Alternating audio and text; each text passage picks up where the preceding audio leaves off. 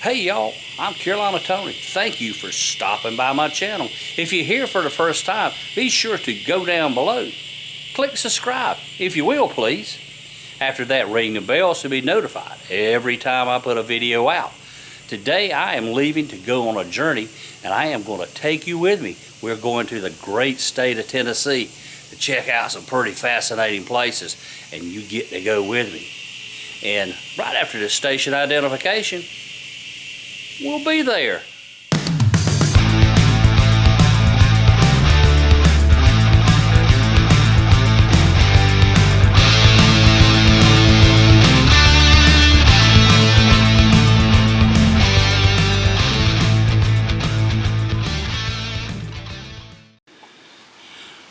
We have left Kentucky and entered into Tennessee. And we are at a place where Daniel Boone walked on what they call the Wilderness Trail, the Cumberland Gap, all the way to Kingsport, Tennessee. For 400 miles north of Cumberland Gap, the Appalachian Mountains presented an invincible barrier to early settlers in the mid-Atlantic area and Carolinas from 1775 to 1810. About 250,000 men, women, and children crossed the Cumberland Gap into the wilds of Kentucky, a passage that turned people of various nationalities into Americans. In the concrete, there's little bare feet embedded, horse, mule, ox tracks, people tracks, all kind of tracks embedded into the concrete. And I thought this was pretty neat. At least I like it. It's art. It's made from metal. It depicts the settlers traveling through the Cumberland Gap, trying to get over the Appalachian Mountains. As you know, in those days, there wasn't any interstates, and along the way, they met many obstacles. Indians. There's old Daniel himself with his hunting dog. Said, look, there's Indians over there. Well, just more of those roadside attractions that I'll stop, take a look at, check them out, see what there is, but it's time to get back on the road. On our journey into Tennessee, we wind up in the historic town of Cumberland Gap.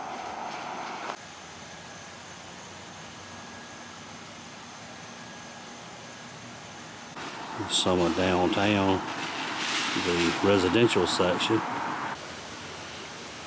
And this is a real neat bed and breakfast, the Old Mill Inn bed and breakfast. And that is cool.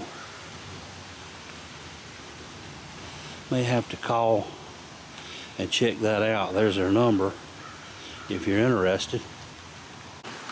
Wonder if Daniel Boone stayed here.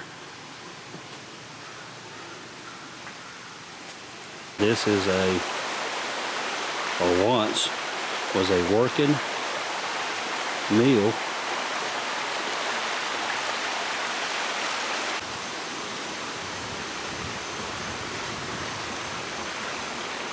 And there is the business district.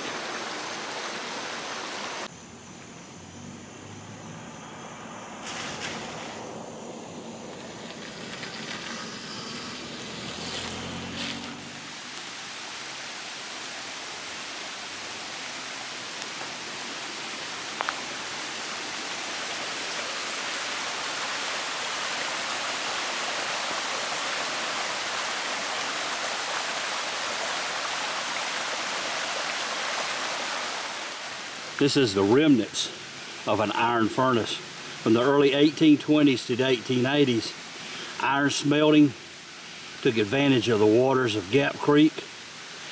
Today, only the creek and part of this original 30-foot high stone tower is all that's left of it. There are not many of these left.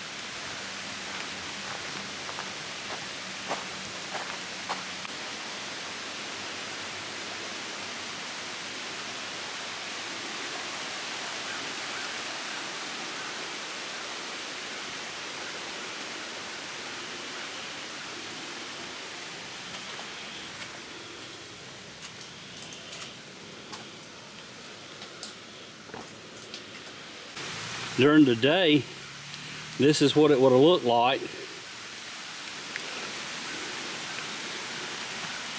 And the artist's rendering of the mill in use. This morning, I stumbled across a little town in Tennessee called Oliver Springs. Apparently, Oliver Springs was once a railroad town, as you can see the railroad behind me. Oliver Springs is sitting right on the county line. That is Roane County, Anderson County. And I just think it's pretty neat. It's just an old rundown town.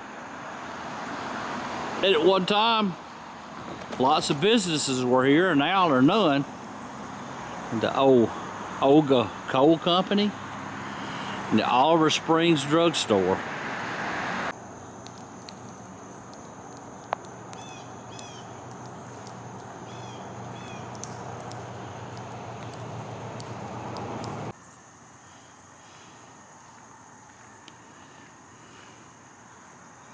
So old building there. Looks like a major highway came through at one time and just bypassed the town. Prior to that, people had to come through the town to get to where they were going, but it's kind of what ended the town.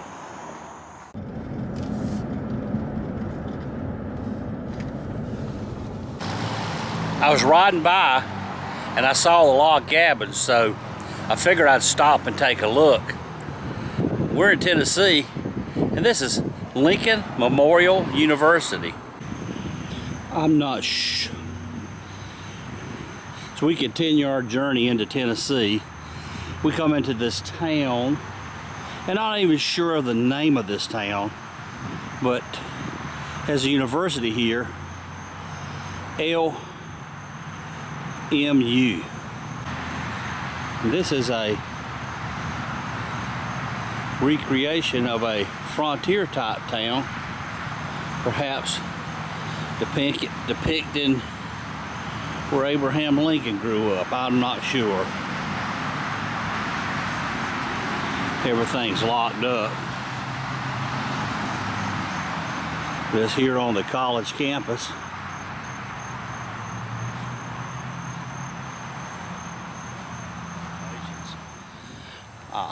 I've got an agenda, and this wasn't on there, but I figured I'd stop and take a quick look. Now, I don't have a clue why they would name a university in Tennessee after Abraham Lincoln. Why not Tennessee's most famous resident, Davy Crockett?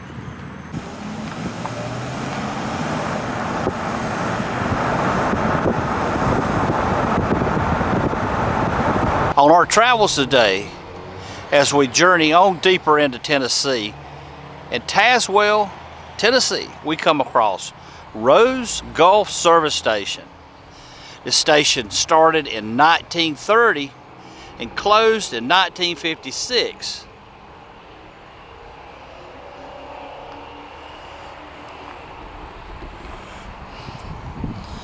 There's some tire tools, but they have been welded so nobody will steal them.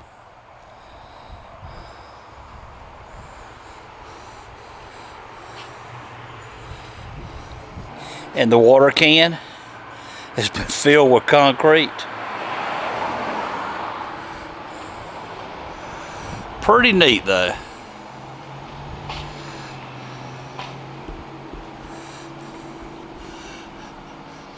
I remember this was a device used to put a tire in to look for a leak.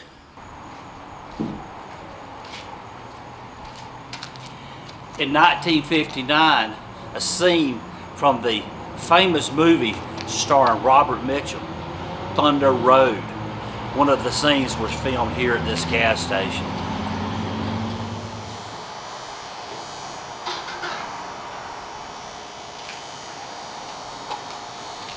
When this station went into business, for $1 you got 5 gallons of gas, your oil and your radiator checked, your tires checked, your windshield washed, and they act like they wanted you to come back.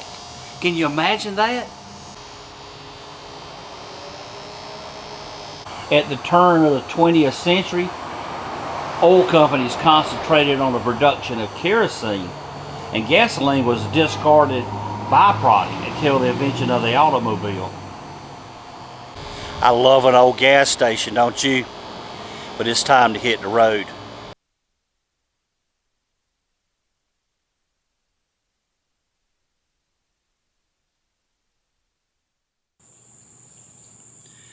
And just like that, we are back at home. After everything was said and done, I logged a little over 1,400 miles. It was really fun. I want to thank you for joining me on our trip to Tennessee. If you enjoyed this video, be sure to go down below and give me a big old thumbs up. Subscribe if you haven't done so already. Be sure to tell your family and friends and share on your social media and help this channel to grow. But until next time, y'all have a good day.